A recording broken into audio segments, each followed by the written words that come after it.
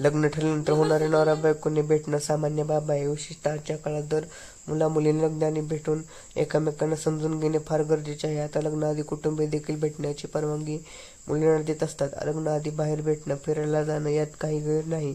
पण लग्नाआधी शारीरिक संबंध ठेवणे हिंदू संस्कृतीच्या विरोधात आहे. पण लग्नाआधी होणाऱ्या बायकोला भेटायला आलेल्या नवऱ्याने बळजबरीने मुलीसोबत शारीरिक संबंध ठेवले. ही घटना राजस्थानातल्या अलवर या ठिकाणी घडली आहे. साखरपुडा झाल्यानंतर नवरा मुलगा होणाऱ्या बायकोला भेटण्यासाठी गेला आणि त्यानंतर मुलीचे कुटुंबीय घरी नव्हते.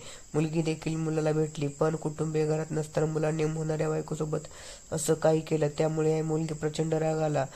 तर संपूर्ण प्रकरण काय आहे जाणून घ्या. प्रकरण आहे राजस्थानातील अलवर येथील. लग्नाआधी नवरा मुलगा कोणत्याही कल्पना न देता अचानक मुलीच्या घरी पोहोचला. त्यानंतर त्याने बळजबरीने मुलीसोबत शारीरिक संबंध ठेवले. जेव्हा कुटुंबीय घरी आले तेव्हा मुलगी सर्वांसमोर रडू लागली.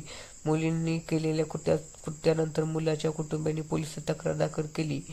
मुलीचं नाव किशोरी असं आहे, पण लग्नाआधी किशोरी आणि मुलीसोबत बळजबरी शारीरिक संबंध ठेवले. या प्रकरणी पोलिसांनी माहिती दिली.